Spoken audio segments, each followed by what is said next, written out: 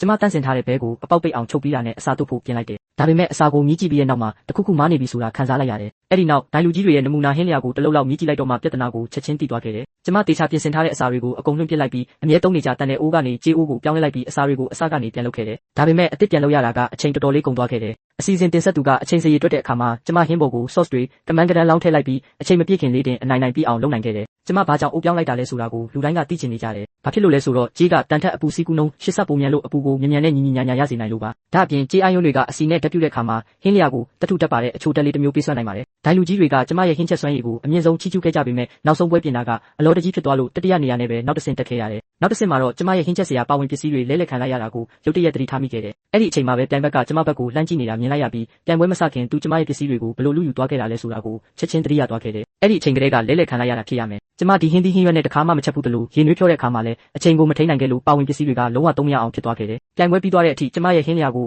အပြီးမတက်နိုင်ခဲ့ပဲနောက်ဆုံးမှာသူ့ညမတ်ပဲရခဲ့တယ်ကျမအရန်ဒေါသထွက်ပြီးပြန်ဘက်စီသွားကဘာကြောင့်ဒီလိုလုပ်တာလဲဆိုတာကိုမေးခဲ့တယ်သူကတော့ခန်းထဲတဲ့ရေမောပြီးစက်ကြိုးစားကြည့်ဦးလို့ပဲပြောခဲ့တယ်သူ့ရဲ့မောက်မာတဲ့အမူအရာကကျမရဲ့ဟင်းချက်စွမ်းရည်ကိုပုံမကောင်းမွန်အောင်လုပ်ပြီးဘိုးလူပွဲမှာသူ့ကိုအနိုင်ယူမယ်ဆိုတဲ့စိတ်ကိုပို့ခိုင်းပါစေခဲ့တယ်ကျမကိုပိုင်ချိန်တွေအကုန်စတေးပြီးလူတိုင်းကိုကိုတက်တည်ပြဖို့မနာမနေလေ့ကျင့်ခဲ့တယ်မကြခင်မှာပဲဘိုးလူပွဲရောက်လာခဲ့တယ်အဓိကအကြောင်းအရာကငရုတ်သီးနဲ့ချက်ဖို့ဖြစ်ပေမဲ့ပါဝင်ပစ္စည်းတွေရဲ့မူလအရာတာကိုထိမ့်သိမ်းထားရင်အရန်မဆက်စေရဘူးဆိုတဲ့စီကံချက်ပါစီကံတွေကိုဖတ်ပြီးတာနဲ့ကျမပြည့်စုံတဲ့နီလန်တစ်ခုကိုချက်ချင်းစဉ်းစားမိသွားတယ်ငရုတ်သီးကိုဟင်းထဲတိုက်ရိုက်မထည့်ပဲတခြားအိုးတစ်လုံးထဲမှာတီးတန့်ချက်လိုက်တယ်ဘေးပတ်ဝန်းကျင်ကဝေဝါးကြည့်နေတာတွေကိုဂရုမစိုက်ပဲဟင်းလျာကိုပြီးအောင်ပဲအာယုံစိုက်ခဲ့တယ်အချိန်စေ့သွားတဲ့အခါမှာတော့ငရုတ်သီးချက်ရာကထွက်လာတဲ့အငွေ့ကိုအသုံးပြုထားတဲ့ကျမရဲ့ဖန်တီးမှုကိုဒိုင်လူကြီးတွေကစိတ်အားထက်သန်စွာချီးကျူးခဲ့ကြတယ်ကျမကအဆက်တက်တိုက်ရိုက်မပါပဲတင်းပြတ်တဲ့ငရုတ်သီးနံလေးကိုပဲဟင်းထဲကိုထည့်သွင်းပေးခဲ့တာပါစန့်ကျင်ဘက်အနေနဲ့ကျမရဲ့ပြန်ဘက်ကတော့ဟင်းထဲမှာငရုတ်သီးတွေအများကြီးစိတ်ဝင်သွားလို့အရန်ဆက်သွားခဲ့ပြီးနောက်ဆုံးမှာတော့သူပြန်ပွဲမှာရှုံးနိမ့်သွားခဲ့ပါတယ်